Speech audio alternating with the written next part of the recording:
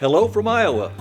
We're going to try to do another message today, and we'll get started right now. This is a story, really, I think everybody probably has heard of Abraham in the scripture. He's the one that gained favor with God. It was just because he trusted God, God declared him a righteous man. So that's an interesting story, but the problem was he waited 25 years for a promised son. And he named that son Isaac. And one of the things I find kind of fascinating is that Mr. Isaac didn't seem to have any romance in him. And so Abraham got busy, talked to one of his servants, and he said, I want you to go down to this area here. I don't want you to marry anyone. I don't want Isaac marrying anyone native to here. I want to go back to some kinfolk back there. And I want you to go there and pick out a bride for Isaac, my son. Now that don't sound very romantic to me. Just go pick out a bride. And so the servant went down there and found a bride and brought her back, and they got married. So it was an interesting thing, and I just want to get this platform a beginning for the story here.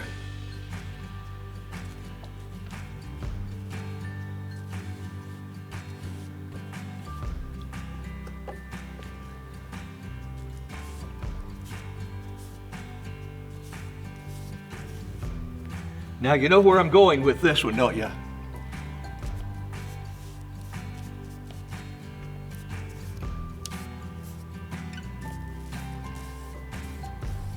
And this is the old sales pitch.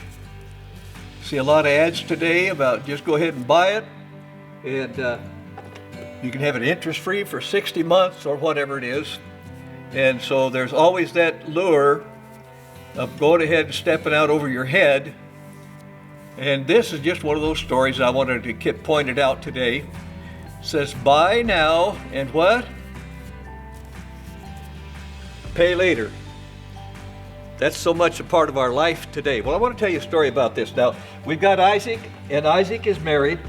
And of course, as normal married life goes, the time came by and they were expecting a baby. But to their surprise, or to the surprise of all the others, not only did they have a baby, they had a set of twins. And the first one born was Esau. And then Jacob was the other one.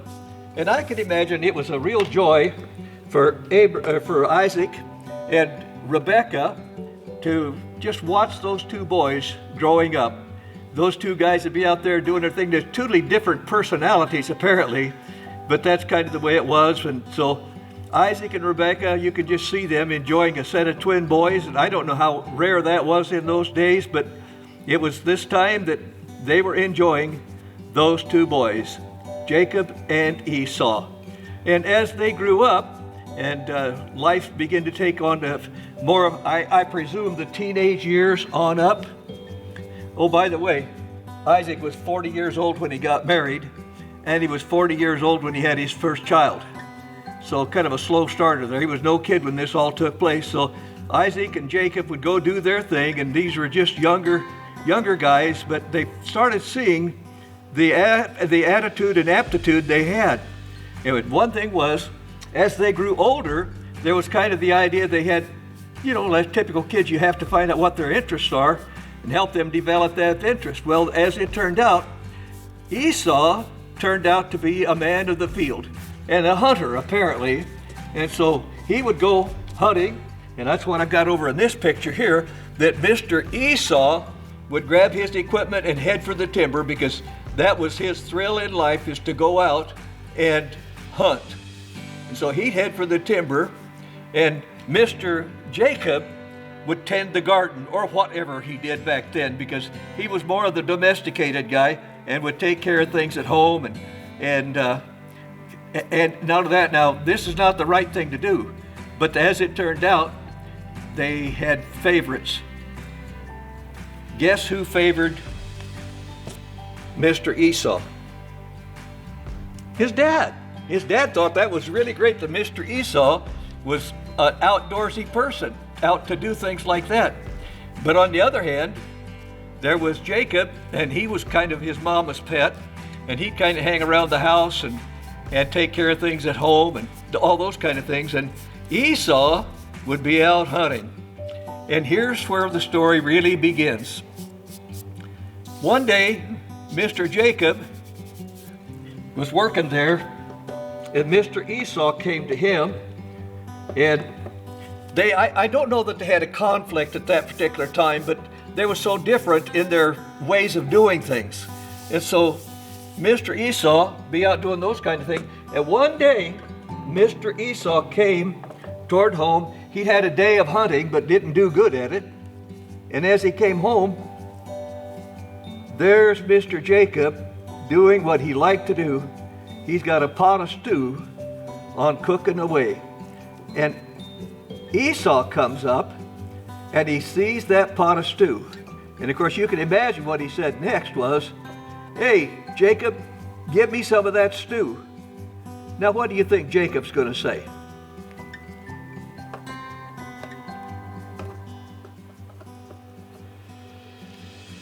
He said, "Just give me a pot of that stew, I'm starving." And Jacob, of course, he was always considered a deceiver, whatever you want to say. And he's got this pot of stew on cooking, and Esau comes in starving. "Give me some of that stew, I'm starving." Now, in those days, the firstborn son got all the best benefits. When Daddy passed away, from what I've heard, and I wasn't there to know, but they got the double the inheritance of the next child, and then became more or less the head of the house. And so all the people under, they all became part of his domain or kingdom, whatever you want to call it. He was kind of heading it all up. Plus the added wealth and the favor of his father. And so Esau had it made. Jacob didn't. But when this situation came up, Mr. Jacob says to Esau, "Sell me your birthright." And Esau I think he kind of hummed around a little bit about it, but he finally came around and he said, "All right." And he sold his birthright to Jacob. Now Jacob gets twice the inheritance and the head of the family. So that's a place of honor and wealth. So Esau sold his birthright to Mr. Jacob. Mr. Jacob gave him some stew. It was kind, wasn't it? No, it wasn't. Well, let me tell you what, years went by and everything was going well, but then finally the time came, Mr. Isaac is fixing to die. And he knows that, so he starts thinking it's time for him to make arrangements how things are supposed to be at home. So he decided he had to start telling what the blessings were, and this is about what they did back then. They did a lot of blessings of some kind and imparted to the kids whatever they wanted them to have. And so he calls them for them, and they know they're going to get it all set up. And Jacob realizes that Esau, as far as he knows, Isaac don't know what has happened. So he tells his mom, he said, I bought his birthright, and it's rightfully mine. And so they worked out a scheme, and they took Jacob in before Mr. Isaac and made their case as why this was really Esau. Esau was a hairy man, Jacob was not.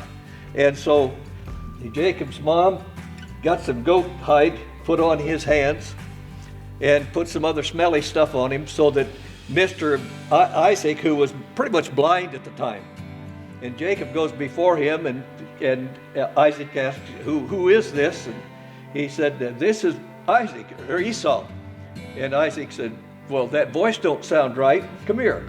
And so Jacob goes over there and stuck his hand out, and his father felt it. Yep, that was the hairy one, and Jacob wasn't hairy. So altogether, they convinced Isaac that this was really Esau.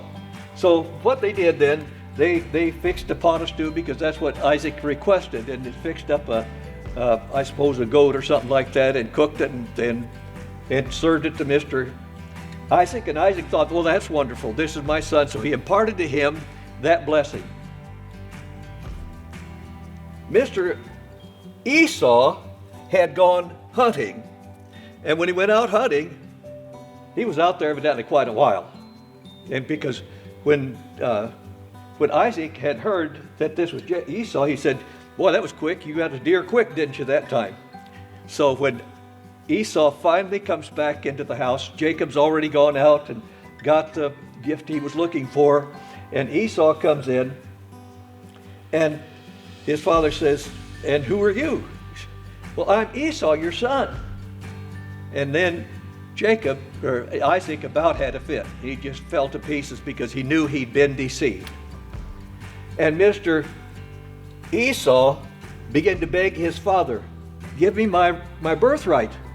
And he can't. I said, I've already given that to, it was Jacob. They deceived me. And so the birthright's already gone. You know, it seems so wonderful up here when everything's going so good. And even here, Esau is more than happy that he was able to give his birthright to Mr. Jacob. And that was what I call, he bought that program. But later in life, when it came to the crucial, important time, realized there's more to this than just giving that away. He was stripped down from what was supposed to be so precious and moving for him, found out that he don't have that prize anymore. He was devastated, and he begged and cried and did all he could to change, but Isaac could not change. It was already done. Jacob had the birthright. So Isaac just went away terribly, or Esau just went away terribly disappointed because he did this. He bought it now, but he paid later. And you know, that's not too far from the way we live, is it? We do what we want to do now without thinking about later.